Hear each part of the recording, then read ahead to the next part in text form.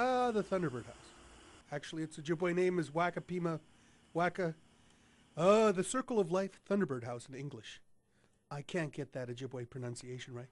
It was designed by the famous Aboriginal architect Douglas Cardinal. Come to think of it, I never much cared for his designs. Although I am not noted for my great taste in anything, least of all the arts. My idea of fine dining is a bucket from KFC.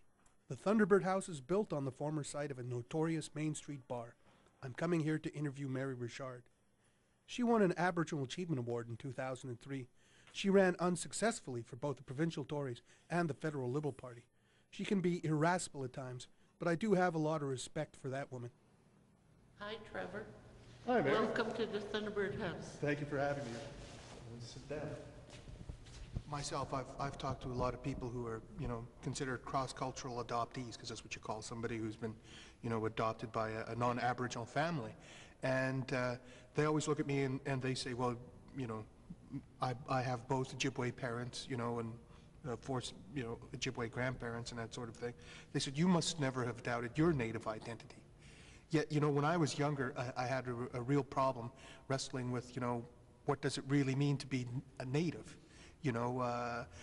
I guess some of those, stereotypical views of, living in a teepee, living on the open plains, that sort of thing, being a more woodsy type person than the urban environment I grew up in. Do you think a lot of different people ask themselves this question?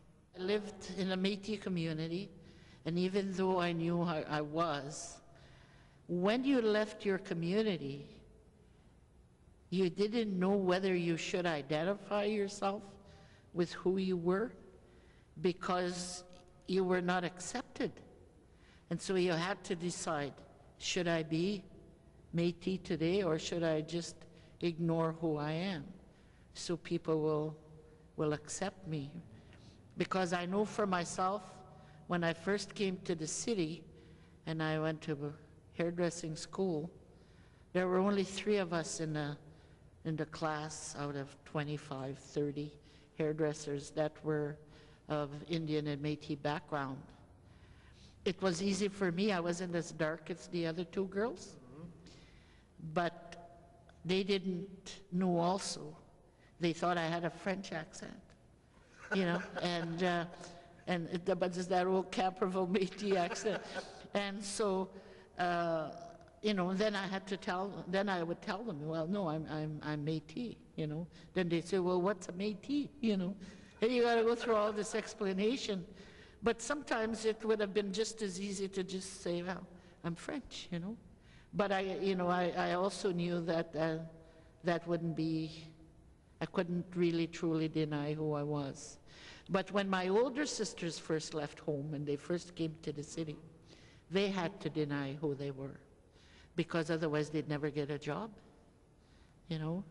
And one of my sisters was fair enough that she could pass. And people say, how could she do that? Well, I said, it's survival. It was survival. And I said, and if you wanted a job, and there's a sign saying there, no Indians or Ukrainians, hey, what are you going to do? I mean, you telling me there were really signs that yes, no Indians, no Ukrainians, and even and the Ukrainians, even when they were here, if they wanted a job with the city, they had to anglicize their names. So that discrimination, that denial of who you are, was a regular thing in the city, not just in Winnipeg, throughout the world, throughout Canada.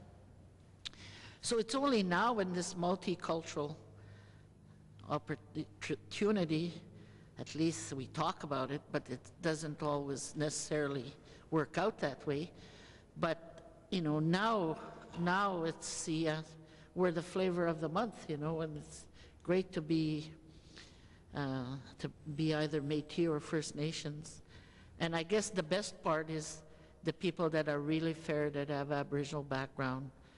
Like for them, it's really great to be identifying as, whereas before they wouldn't. But now it's a great time to be Aboriginal, Métis, or First Nations, or Inuit.